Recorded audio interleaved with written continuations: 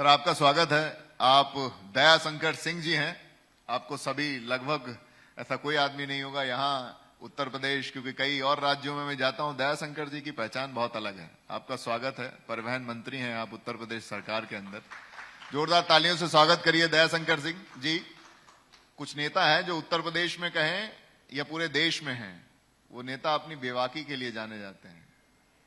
सत्ता में रहते हुए, सत्ता के सिस्टम को समझते हुए और अपनी बेबाकी से हमेशा लोगों में चर्चा का विषय बने रहते हैं, वो हैं दयाशंकर सिंह जी। स्वागत है आपका सर। दयाशंकर सिंह जी, परिवहन है आपके पास। पहले मैं जो सवाल करूंगा, फिर आएंगे अपने उस अंदाज में जो आप पसंद भी करेंगे और उसके जवाब भी आपसे मुझे एक्सेप्ट करूंगा मैं। परिवहन विभाग से हैं।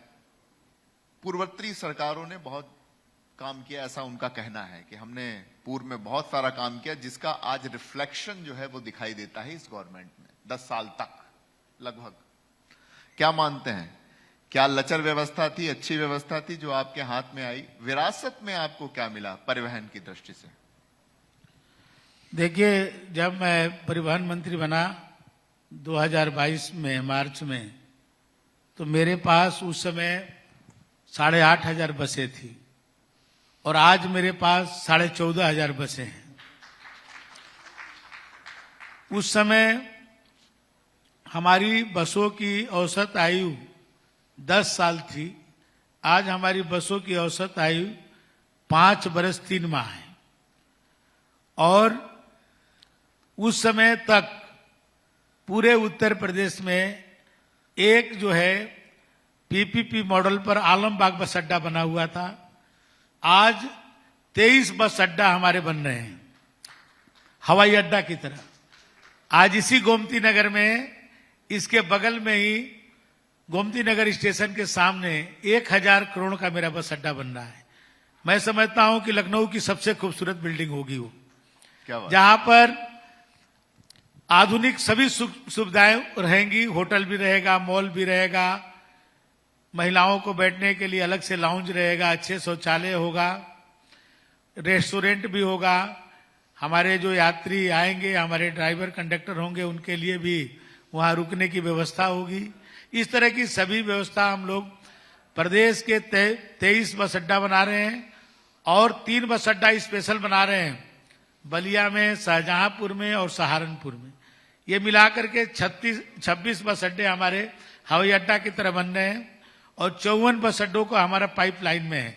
बहुत जल्द इसी महीने के टेंडर होने वाले हैं। तो हर जिले में एक बस हवाई अड्डा की तरह एक बस अड्डा हमारा बनेगा, ये हमारा लक्ष्य है। दूसरा, अभी आप समझिए कि हमारे सभी बसों में पैनिक बटन ने हमने लगा दिया है कि कोई भी हमारी माताएं बहनों को कोई दिक्कत आएगी तो उसको 1090 से जोड़ दिए हैं और हमारे विभाग के सभी अधिकारियों से वो जुड़ा हुआ है। 8 मिनट से लेकर 10 मिनट के अंदर कोई भी व्यक्ति यदि कोई तकलीफ में होगा हमारे बस में, तो उसको जो है तुरंत उसको हम लोग रिलीफ दे सकते हैं। दूसरा, हमारे सभी बसों में, हमारे से पहले एक भी बस में जीपीएस नहीं था, आज मेरे सभी बसों में जीपीएस है। और रेलवे की तरह आज उस बसों में आप चाहेंगे तो आप इसको प्राप्त कर सकते हैं कि अभी हमारी बसें कहाँ हैं, हमारे घर के लोग जो चल रहे हैं अभी कब तक पहुंचेंगे। इस तरह की भी व्यवस्था हमने किया है। आज सभी बसों में हम जो है एलईडी, आप बस स्टैंड पर एलईडी स्क्रीन लगा रखे हैं कि जिससे लोगों को पता चलता रहता है कि कब बसें आने वाली है, कब यहाँ से गुजरने वाली है। जो माइक अलाउंस सिस्टम था उसको भी मैंने नया लगाया। उसके बाद इलेक्ट्रिक बसें केवल पहले महानगरों में चलती थी, केवल उत्तर प्रदेश के 15 महानगरों में चलती थी। आज हमारे 43 जिलों में जो है इलेक्ट्रिक बसों को हमने जोड़ दिया है पहले फेज में, और दूसरे फेज में 75 के 75 जनपद में इलेक्ट्रिक बसें चलेंगी। हमने अटल बिहारी वाजपेयी जी के नाम पर जो अटल सेवा प्रारंभ किया है, जो 2 शहरों को जोड़ने का काम करेगी हमारी जो इलेक्ट्रिक बसें। जैसे लखनऊ से कानपुर, लखनऊ से अयोध्या, अयोध्या से गोरखपुर, गोरखपुर से काशी, काशी से प्रयाग, प्रयाग से लखनऊ, प्रयाग से चित्रकूट, चित्रकूट से कानपुर, कानपुर से झांसी, झांसी से आगरा। इस तरह के पूरे प्रदेश के सभी शहरों को जोड़ने का काम मैंने किया है। और प्रदेश में 1000 गांव है और 1 लाख गांव है, जिसमें 12,200 गांव अभी तक जो है हमारी सार्वजनिक बस सेवा से वंचित है। वो भी 1 साल के अंदर ही आप देखेंगे उत्तर प्रदेश का एक गांव नहीं बचेगा जहां पर मेरी सार्वजनिक बसें न चलती हूं। इतना मैंने इसको अचीव किया है और फायदे में लाया परिवहन निगम को। पहले का भी रिकॉर्ड उठा करके आप देख लीजिए, पहले की क्या स्थिति थी और आज की क्या स्थिति है। जब मैंने फायदे में लाया तो 10,000 हमने संविदा पर चालक और परिचालक रखा, 3,000 केवल हमारी जो माताएं बहनें हैं उनको डायरेक्ट भर्ती किया, उनके मेला लगा के भर्ती किया, ऑन स्पॉट उनको ज्वाइनिंग लेटर दिया। और 2016 से लेकर के 24 तक हमारे जो मृतक आश्रित थे उनकी नियुक्ति नहीं हुई थी, 1165 लोगों को परमानेंट नियुक्ति पत्र भी दिया। तो आज हम अपने परिवहन विभाग को बदलने का बहुत प्रयास कर रहे हैं। और जहां हमारा परिवहन विभाग जो दूसरा हमारा सेक्टर है, जो जिसमें लाइसेंस बनता है, जिसमें गाड़ियों के रजिस्ट्रेशन होता है, वो जो विभाग हमारा है, उस विभाग में जो 1.5 लाख CSC हैं आज उत्तर प्रदेश के हर गांव में, जो कॉमन सर्विस सेंटर है, जो जन सेवा केंद्र बोला जाता है, उसके माध्यम से अभी 6 सितंबर को ही माननीय मुख्यमंत्री योगी आदित्यनाथ जी ने उसको जो है उद्घाटन किया। और 1.5 लाख CSC से सीधे आप हमारे परिवहन विभाग का लाभ ले सकते हैं, मेरे दफ्तर आने की जरूरत नहीं है। 49 सेवाओं को हमने जो है फेसलेस कर दिया है, उससे जोड़ दिया है उसे। पिछले 2 वर्षों में एक भी लर्निंग लाइसेंस मेरे विभाग से द्वारा नहीं बनाया गया है, उसको मैंने फेसलेस कर दिया है। घर बैठ करके आप लर्निंग लाइसेंस बना सकते हैं। परमानेंट लाइसेंस भी पहले गांव में लोग इस तरह से ट्रेनिंग देते थे, जो चालक सिखाते थे लोगों को। अब हम हर जिले में 2 से लेकर 3 तक ड्राइविंग ट्रेनिंग सेंटर बना रहे हैं, PPP मॉडल पर बना रहे हैं, लोगों से पार्टनरशिप में बना रहे हैं। 2.5 करोड़ रुपया हम उनको अनुदान देते हैं, 4-5 करोड़ रुपया उसमें खर्चा आता है। सिमुलेटर से लेकर के 2 एकड़ जमीन में 8 प्रकार का टेस्ट होता है, ऑटोमेटिक होता है, वो कोई मैनुअल नहीं होता है, हर जगह कंप्यूटर लगे रहते हैं, सेंसर से उसका रिजल्ट आता है कि आप पास हैं या फेल हैं। उसी तरह से हम जो है मंडल स्तर पे 15 जो ड्राइविंग ट्रेनिंग इंस्टीट्यूट खोल रखे हैं, जिसका 10 करोड़ रुपया में उसको बनाया जाता है। और हमारे 15 मंडलीय स्तर पर बनकर के तैयार हो गया है। और उससे भी ऊपर होता है ADTTI। प्रदेश में एक हमने भी बछरमा में बनाया है, जिसकी 30 करोड़ रुपया उसको बनाने में लगता है। और 2.5 करोड़ की आबादी पर हम बना रहे हैं और 10 और बनाने जा रहे हैं। गोरखपुर में, बनारस में, प्रयाग में, झांसी में, बलिया में, शाहजहांपुर में, नोएडा में और मेरठ में, इस तरह के और भी हम जो है 10 बनाने जा रहे हैं। वो 30 करोड़ रुपया में बनता है। तो आज जो है फिटनेस सेंटर भी हमने प्राइवेट पार्टनर के साथ बना रहे हैं। पूरे देश में 172 बने हैं और 83 केवल उत्तर प्रदेश बने हैं। और 300 करोड़ रुपया मुझे इसके लिए पुरस्कार मिला है। पूरे देश में नंबर 1 हूं। इसी तरह फेसलेस में भी मैं नंबर 1 हूं। और आप आने वाले दिनों में ड्राइविंग ट्रेनिंग इंस्टीट्यूट में भी पूरे देश में नंबर 1 में रहूंगा। तो हर स्थिति से आज उत्तर प्रदेश परिवहन आज अग्रणी भूमिका में है। जाम की समस्या होती है, लखनऊ में भी होती है। अभी हम लोगों ने IIT खड़गपुर से जो है MOU साइन किया है और खड़गपुर के इंजीनियर्स हमको बताएंगे कि शहर की जाम को कैसे जो है हम लोग दूर कर सकें। और सबसे बड़ी है सड़क दुर्घटना, जो कोरोना काल के 2 वर्षों में जितने लोगों की मृत्यु नहीं हुई थी, उससे ज्यादा आज जो है सड़क दुर्घटना में मृत्यु हो रही है। ये हमारे लिए सबसे बड़ा चैलेंज है। और माने हमारे मुख्यमंत्री जी ने हम लोगों को लक्ष्य दिया है कि किसी भी कीमत पर आप लोगों को मृत्यु दर को कम करना है। इसके लिए आप देखते होंगे कि हर जगह हम लोग कैमरे से भी चालान कर रहे हैं। हम लोग ट्रिपलिंग से जो बिना हेलमेट के जो लोग चल रहे भी है, हम लोगों ने अभियान चलाया था कि नो हेलमेट नो फ्यूल। हर पेट्रोल पंप पर हम लोगों ने जागरूकता के लिए किया था। 1500 विद्यालयों में हम लोगों ने जो है सड़क सुरक्षा क्लब बनाए हुए हैं। हम बच्चों को जागरूक कर रहे हैं।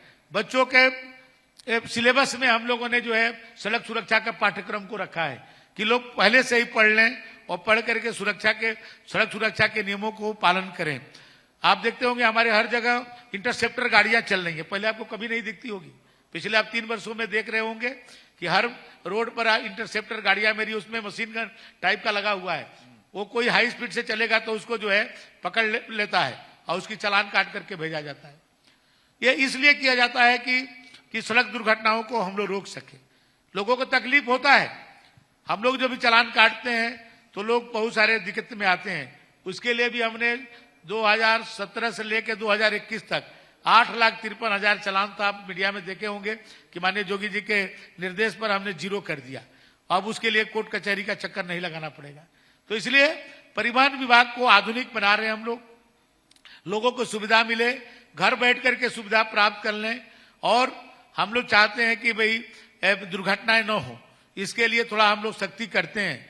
बहुत सारे और भी हम लोगों ने परिवर्तन किया है और आने वाले दिनों में आपको और बेहतर आपको देखने को मिलेगा कि जो परिवहन विभाग जो हम लोग जिस तरह से पोल्यूशन को भी नियंत्रित करने का काम किए हैं। और आप देखे होंगे पिछले दिनों में बहुत सारे जो शहरों को जो प्रदूषण था उससे कम हुआ है, क्योंकि 38% प्रदूषण केवल गाड़ियों के द्वारा होता है, जो गाड़ी के धुआं से। अब हम लोग इसीलिए इलेक्ट्रिक पर और सीएनजी पर ज्यादा प्रयोग कर रहे हैं कि हम लोग उसको ज्यादा प्रयोग करें, इसलिए शहर जो है स्वच्छ रहे, लोग स्वस्थ रहेंगे तो अपना प्रदेश स्वस्थ रहेगा। और उसमें हम लोग परिवहन विभाग उत्तर प्रदेश आज देश की अग्रणी प्रदेशों में अपना परिवहन विभाग अपनी भूमिका को अदा कर रहा है। क्या बात है, एकदम जोरदार तालियां, क्योंकि मेरे कोई सवाल जो अगर परिवहन विभाग से संबंधित थे वो अब रह नहीं गए हैं, क्योंकि हर बात का जवाब आपने दिया। क्योंकि हम बात कर रहे हैं आत्म, एक बार और जोरदार तालियां हो जाएं क्योंकि खींच दिया आपने। चलिए, मैं बात कर रहा हूं आत्मनिर्भर भारत की। जब परिवहन की बात आती है तो कहीं ना कहीं आत्मनिर्भर भारत की अगर बात करें तो पर्यटन और परिवहन दोनों क्लब हैं। अगर परिवहन अच्छा है तो पर्यटन बढ़ेगा। तो इस दिशा में नए पर्यटन क्लब में काम हमारी तरफ से कोई चीजें चल रही हैं कि उत्तर प्रदेश में और भी पर्यटन की दृष्टि से नए केंद्र स्थापित किए जाएं जिनसे चीजों को हम और ज्यादा बेहतर कर सकें। ऐसा कोई वेंचर कर रहे हैं आपस में आप पर्यटन की दिशा में? देखिए, हम लोगों ने 12 सेक्टर जो है टूरिज्म के साथ मिल करके जो 12 सर्किट हम लोगों ने आइडेंटिफाई किया है, उनसे हम लोग का MOU हुआ है कि प्रदेश को 12 सेक्टरों में बांट करके पर्यटन को बढ़ावा दिया जाए। जैसे मान लिए वृंदावन है, अयोध्या है, चित्रकूट है, काशी है, गोरखपुर है, कुशीनगर है, इस तरह से वो करके 12 सेक्टरों में हम लोगों ने उसको पर्यटन विभाग से साथ मिल करके इसको कर रहे हैं। और अभी मैं आपको बताते हुए प्रसन्नता हो रही है कि लंदन में जो स्विच मोबिलिटी कंपनी है लीलैंड कंपनी का, उन्होंने 3 करोड़ का बस बनाया है और मैंने सभी शहरों के लिए, महानगरों के लिए बस मंगा दी है। यही बाराबंकी के आड़ में खड़ी है इसी दशहरा से, जो डबल डेकर बस जो लंदन से बन के आई है। 66 लोग उसमें एक साथ बैठ करके यात्रा कर सकते हैं। ये टूरिस्ट के लिए ही मैंने किया है। जैसे कोई लखनऊ में आए तो लखनऊ में आने के बाद उसके पास 2 घंटे का समय है, 3 घंटे का समय है, तो आदमी सोचता है कि लखनऊ का सब कुछ देख ले। तो जैसे उसको ले चलेंगे, भूल भुलैया दिखाएंगे, उसको जो है चिड़ियाघर दिखाएंगे, म्यूजियम दिखाएंगे, गोमती नगर का पार्क दिखाएंगे, विधानसभा दिखाएंगे, एयरपोर्ट दिखाएंगे, ऐसे उसको एक राउंड उसको घुमाएंगे। उसमें 2 प्रकार की बसें हैं, एक तो डबल डेकर ऊपर नीचे भी बैठ सकते हैं, एक में है कि नीचे आप कबड़ में बैठेंगे और ऊपर में आप खुले में बैठ सकते हैं। तो 2 तरह की बसें आई हैं। ये पर्यटन के बढ़ावा देने के लिए ही आई है। और जो हम लोग जो लग्जरी बसें, अब जो बल्बो बसें चलाने जा रहे हैं कि, और आज मैं कह सकता हूं कि जो दिल्ली जाने में ट्रेन से भी 8 घंटा लगता है, 7 घंटा लगता है, लेकिन मेरे बस से 6 घंटे में आप दिल्ली और नोएडा पहुंच सकते हैं। आज इस तरह का माननीय योगी जी ने एक्सप्रेसवे बना दिया है। आज देश का सबसे बड़ा एक्सप्रेसवे वाला राज्य उत्तर प्रदेश है। तो 13 एक्सप्रेसवे उत्तर प्रदेश में है और जिसके कारण हम लोग की दूरी बहुत कम हो गई है कहीं भी पहुंचने के लिए। हम तो बलिया से विधायक हैं, हम लोग को वहां जाने में 9 घंटा 10 घंटे लगते थे। आज ठीक 4 घंटे में मैं अपने घर से यहाँ निकलता हूं और वहां अपने घर जाता हूं, 4 घंटे में पहुंच जाता हूं। आज इस तरह का सड़क माननीय योगी जी ने हम सबको दिया है। तो इसी तरह से पर्यटन के लिए भी बहुत सारे लोग दिल्ली से रोज वृंदावन आते हैं और शाम के फिर वापस चले जाते हैं, लोग रोज आगरा आते हैं। इसी तरह से बहुत सारे आप जो है झांसी जाते हैं क्योंकि वहां दतिया में और राम राजा सरकार के दर्शन करने के लिए दिल्ली ओली से बहुत सारे संख्या में पर्यटक आते हैं। और आप काशी में तो आप देखिए कितना बड़ा, पहले काशी में पूरे वर्ष भर में 1 करोड़ आते हैं थे पर्यटक, आज 1 महीना में ही 1 करोड़ से ज्यादा लोग आज केवल काशी में आ रहे हैं। इसी तरह से आप अयोध्या में, तो आज उत्तर प्रदेश के तमाम ऐसे जगह हैं जहां पर टूरिस्टों का बहुत भरमार है और उनके आने से लोगों की आम आदमी की भी आय बढ़ रही है। क्योंकि भाई होटल चलाने वाले, रेस्टोरेंट चलाने वाले, गाड़ी चलाने वाले, माने कपड़े बेचने वाले, कई तरह के लोगों को जो है उसे रोजगार का सृजन भी हो रहा है। तो उत्तर प्रदेश एक पर्यटन का भी बहुत बड़ा हब बन रहा है योगी जी के राज्य में। आपका उत्साह देखकर मेरा एक सवाल मेरे जहन में ही रह गया। वो सवाल ये था कि मैं कई प्रदेशों के पर दौरे पर रहता हूँ। राजस्थान गवर्नमेंट के बसों के खस्ता हाल हैं, मध्य प्रदेश अपनी बसें बंद कर चुका है परिवहन की दृष्टि से, लेकिन आपका उत्साह और जो आपने आंकड़े दिए उसके बाद ये सवाल बनता नहीं है। तो जोरदार तालियां आपके लिए कि जिस तरीके से आंकड़े आपने रखे। अब सवाल दूसरे पक्ष पर आते हैं कि जिसके लिए आप बेसिकली जाने जाते हैं। दयाशंकर सिंह जी, विपक्ष ये आरोप लगाता है कि ये जो लेगेसी है, जिन्होंने पहले भी कहा, ये जो लेगेसी है, हमने प्रदेश में कुछ भी नहीं था, हमने बहुत विकास किया, लेकिन उसका रिफ्लेक्शन आते आते, क्योंकि अपील की जाती है कि नोएडा लखनऊ हाईवे हमने बनाया, उसके बाद जो परिवहन की व्यवस्थाएं सही हुई हैं वो हमारी वजह से हुई।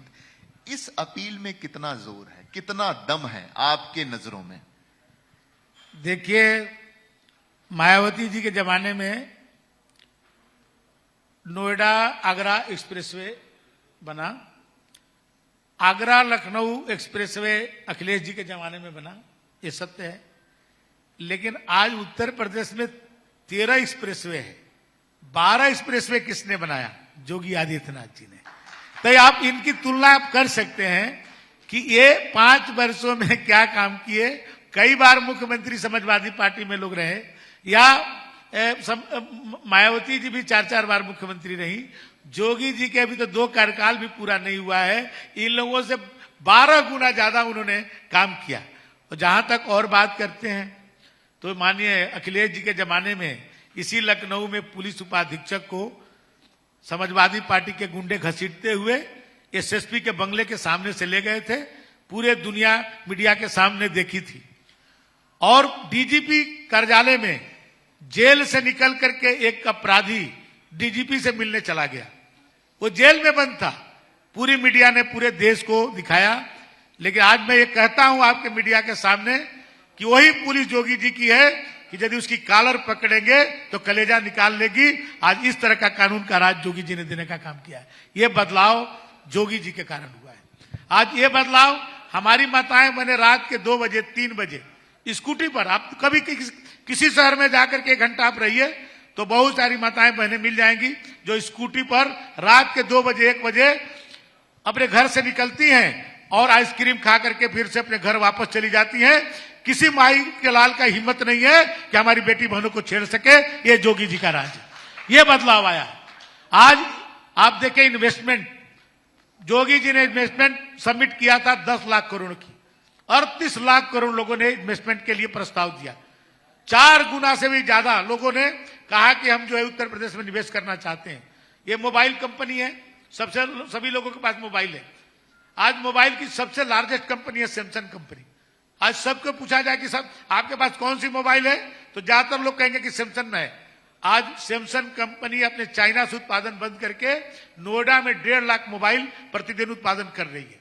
आज ये जोगी जी के कारण संभव हो पाया। मेरे विभाग का अशोक लीलैंड, जो टाटा लीलैंड, 2 ही नाम लोग सुनते हैं ज्यादा उसमें ऑटोमोबाइल्स में। लीलैंड की कोई उत्तर भारत में कंपनी नहीं थी। आज लखनऊ के स्कूटर इंडिया के पर जो बंद हो गई थी, आज जाकर के देखिए वहां पर आज जो है 1 साल में इतने तेजी से उन्होंने निर्माण किया कि आज वहां मैन्युफैक्चरिंग शुरू हो गई। इलेक्ट्रिक बसें भी बन रही है और डीजल बसें भी जाके बनने जा रही हैं। आज इस तरह का इन्वेस्टमेंट आज योगी आदित्यनाथ जी के कारण आज दुनिया के लोग आकर के उत्तर प्रदेश में निवेश कर रहे हैं। और 2029 आते आते भारत का सबसे विकसित प्रदेश कोई होगा तो उत्तर प्रदेश होगा। $1 ट्रिलियन की इकोनॉमी वाला उत्तर प्रदेश देश का पहला प्रदेश होगा जो $1 ट्रिलियन की इकोनॉमी में अपना स्थान बनाएगा। वो उत्तर प्रदेश योगी आदित्यनाथ जी के नेतृत्व। 2025 चल रहा है, 27 में चुनाव है। किस पर क्या मुद्दे लेकर उतरेंगे आप? क्या विकास की चीजें लेकर उतरेंगे 2027 में? देखिए, हर क्षेत्र में विकास हुआ है। आज सड़क में विकास हुआ है, आज शिक्षा में विकास हुआ है, आज हर जनपद में विश्वविद्यालय खुल रहा है शिक्षा के क्षेत्र में। आज आपको मैंने हाईवे बताया ही, उसी तरह से चिकित्सा के क्षेत्र में आज हर जनपद में एक मेडिकल कॉलेज खुल रहा है। कभी पूरे उत्तर प्रदेश में 12 मेडिकल कॉलेज होते थे, आज 75 मेडिकल कॉलेज। आज उस तरह का स्वास्थ्य है हमारे पास। आज आप देखिए कि हमारे इस तरह बड़ा कोरोना का संकट आया था, लेकिन कोई व्यक्ति कह दे कि मैं भूखा मरा हूं, लोगों का रोजगार छूट गया, नौकरियां छूट गई, लेकिन नमक तेल चीनी तक की, माचिस तक की व्यवस्था सरकार ने किया। राशन एक बार नहीं 2-2 बार राशन देने का काम किया। लोगों को घर में राशन का भंडार भर दिया, कोई भूखा नहीं रहा। क्योंकि आज हम ये नहीं कह सकते कि राम राज्य है, लेकिन मोदी और योगी जैसा नेतृत्व ये सदियों में पैदा होता है, इसलिए आज सबके घर में अन्न का भंडार है। आज कोई योग्य व्यक्ति है तो योग्य व्यक्ति यदि किसी सरकारी नौकरी के लिए अप्लाई करता है तो उसके दरवाजे पर जाकर के नौकरी उसको मिलती है। पहले नौकरियों का नीलाम किया जाता था।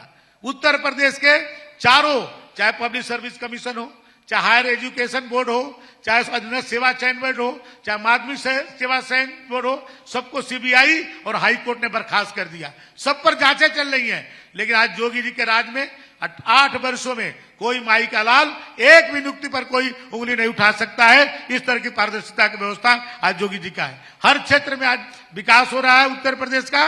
और मैं आपको बता दूं कि यही विकास है योगी जी का कि 38 साल के बाद 1988 के बाद कोई भी मुख्यमंत्री दोबारा रिपीट होकर के नहीं आया।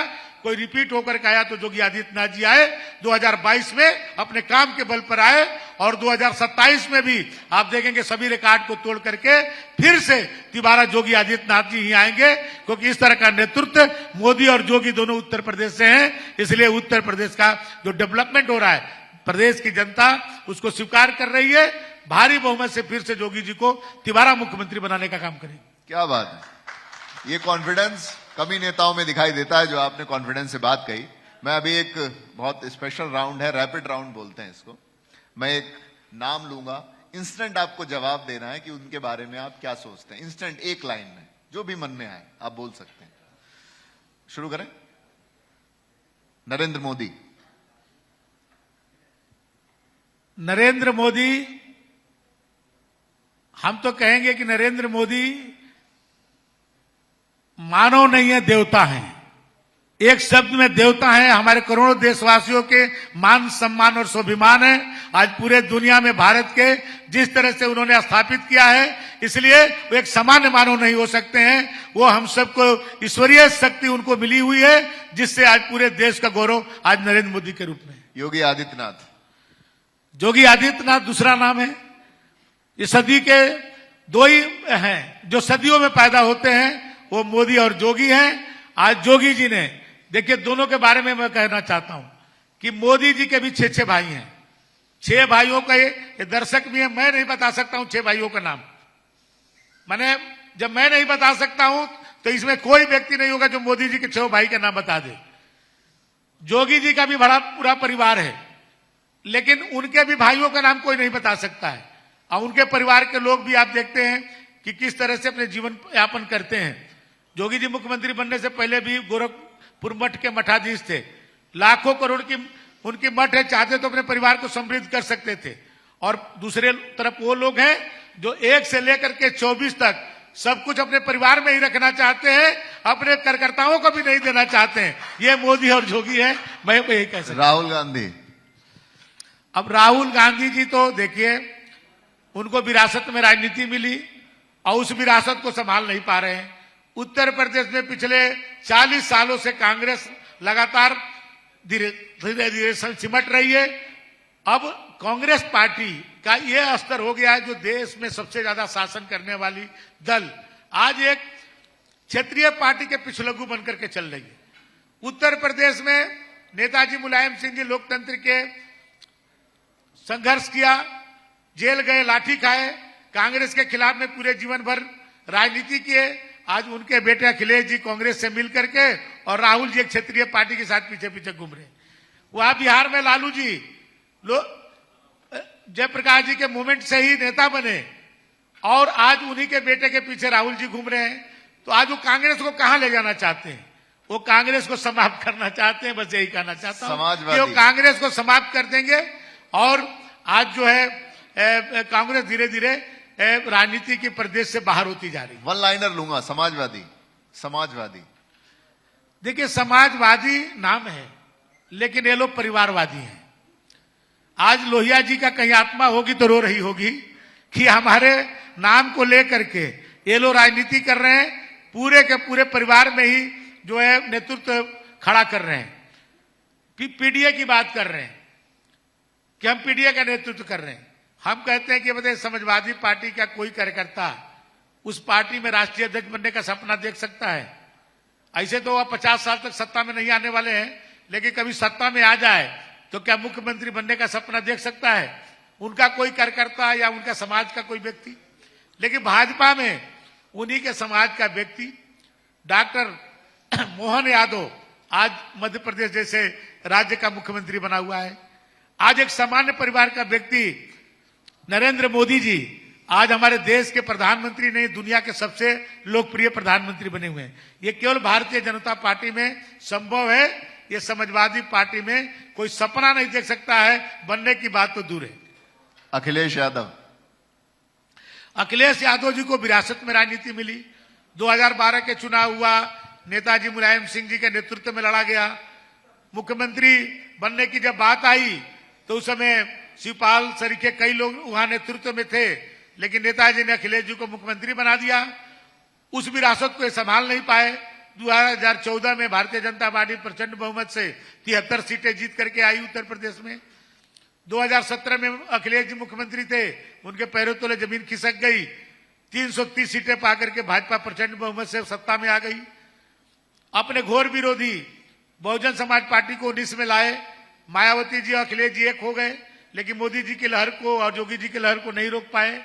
फिर से भारतीय जनता पार्टी 67 सीटें पर आकर के प्रचंड बहुमत से लोकसभा में जीती। 2022 में कहते थे कि 400 सीट पाएंगे और जनता ने उनको जवाब दे दिया। फिर से योगी जी प्रचंड बहुमत के साथ सरकार में आए। तो ये लगातार हारते जा रहे हैं, ये विरासत को नहीं संभाल पा रहे हैं। इसलिए ये जो है बहुत लंबे समय तक नेतृत्व इनके नहीं टिक पाए। समाजवादी में सबसे अच्छा नेता कौन सा लगता है आपको? समाजवादी पार्टी में सबसे अच्छा नेता, मन की बात है, कौन लगता है? अब ये तो आप संकट में डाल रहे हैं।